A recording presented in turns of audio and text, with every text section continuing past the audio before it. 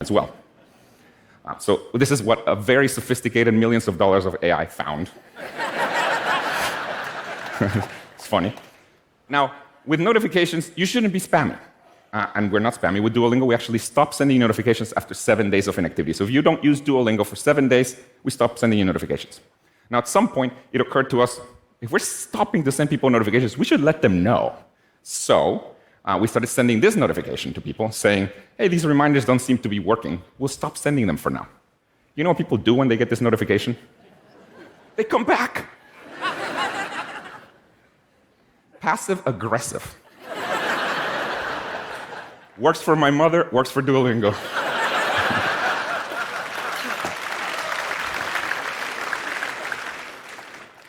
These passive-aggressive notifications are really good at getting people to come back because they feel like our green owl mascot has given up on them. So they come back. And speaking of our green owl mascot, by the way, because all our notifications come from our green owl mascot, and, well, he's passive-aggressive and also pretty pushy, this has given rise to a lot of memes on the internet that make fun of just the great lengths that he will go through to get you back to learn a language. Here's one of my favorite ones. It's a meme. It's one of my favorite ones. It's basically, looks like you forgot your Spanish lessons, and then there's an intruder alert. Presumably the owl broke into your house to get you to learn a language. Now, Duolingo has entered the zeitgeist, and there's thousands of memes. There's SNL skits about it, and it's because we've managed to get people to want to learn a language by using the same techniques that mobile games and social media use to get people engaged. And this is a really important point. Let me say this. I don't actually believe that there's a way to make an educational app be as engaging as something like TikTok or Instagram or mobile games. But the good news is that, and by the way, the reason I don't believe that is because ultimately you have to teach people something, and it's hard to compete with like cats and celebrities. But the good news is that I don't think you have to. See, here's the thing. When you're learning something, you get meaning out of it. Whereas when you're scrolling for 2 hours on Instagram, a lot of times afterwards, you feel like you just wasted your time.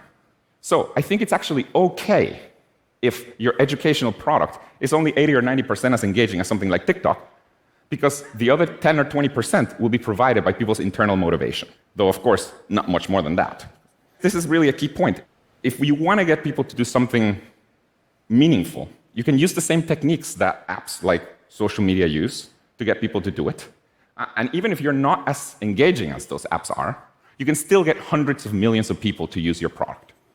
In the case of Duolingo, for example, there are more people learning languages on Duolingo in the United States than there are people learning languages across all US high schools combined. And this is true in most countries in the world. My hope is that, well, I know we can do this, but my hope is that as humanity, we can do what Duolingo has done for learning languages, but for all other subjects, where we can get people to learn math with mobile phones, like millions of people to learn math with mobile phones, or physics, or whatever.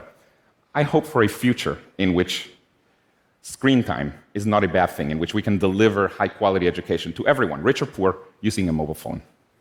But the single most important thing that I can end this talk with is a reminder to please, pretty please, I beg you, do your language lessons today.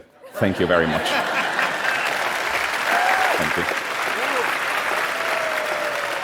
Thank you.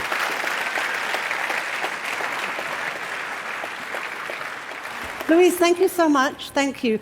I wonder if you can just say a little bit more about that last point, about how do you think that you can apply this type of thinking to other subjects? So you mentioned math, you mentioned things like that. How do you do that?